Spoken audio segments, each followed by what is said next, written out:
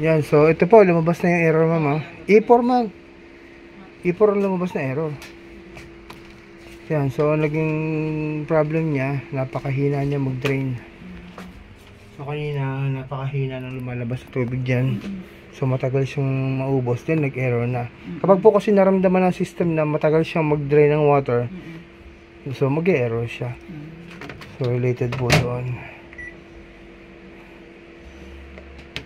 Sabi niya po E3.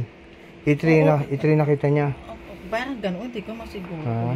Basta mag-e-error siya naman. So, sige ma'am, i-dino-document ko lang naman yung lumalabas na problem, pero kabisado ko na yan. Alam ko na agad gagawin ko dyan. Ako yung maupo na dito. Sige ma'am, sige. Kapait naman yung alaga ko, may nakabantay sa loob. Kumuna yung kanyang tubig. Wala pang patayan yung tubig niyo rito? Walang tatakbuhan? Hindi po, wala po siyang patayan yung tubig na nakakabit dito. Meron po sa iyo. Turuan niyo lang po ako na. Ako na po. Sige. Kasi baka Yan, so umikot siya ng may tubig. Ay, wait lang.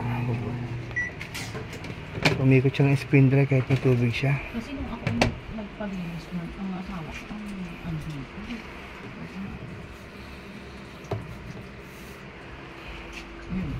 Sige ba? Sige mga ka na. Ay, malakas pa. Ay, baka lalo hindi lakas. Ano? Ano ba yan? Mukhang nakapatay naman, nakadiretso naman. Hindi po. Ang patay yata nito, nakapagitna. Iba, nakagitna ito. Alam ko gitna yung patay niya. Ayan, ganyan. Yun.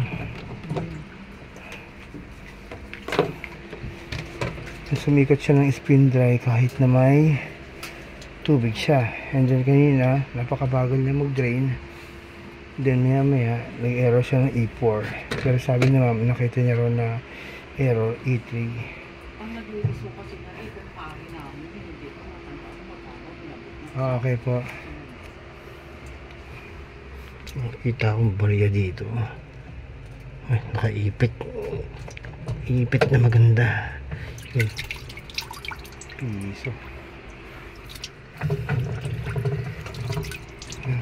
So E3 tsaka E4 ang lumalabas na error niya.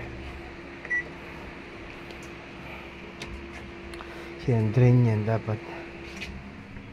So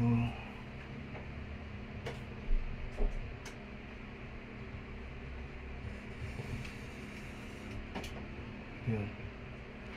So may lumabas na tubig pero napakahina. Ayan.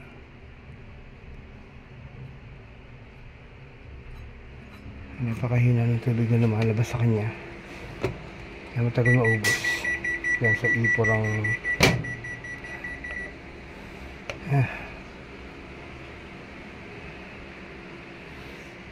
yan, sige, bubuksan ko na siya. So kabisado ko lang gagawin dito.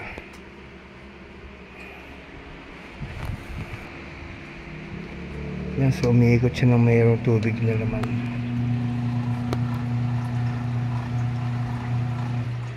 Yan, so hindi siya dapat iikot na may laman na tubig sa spin dry. Then yun, napakahina niya mag-drain. Kaya nakita ko na yung mga trouble symptom niya. So sabi sa akin ni ma'am sa telephone, E3 ang lumalabas na error.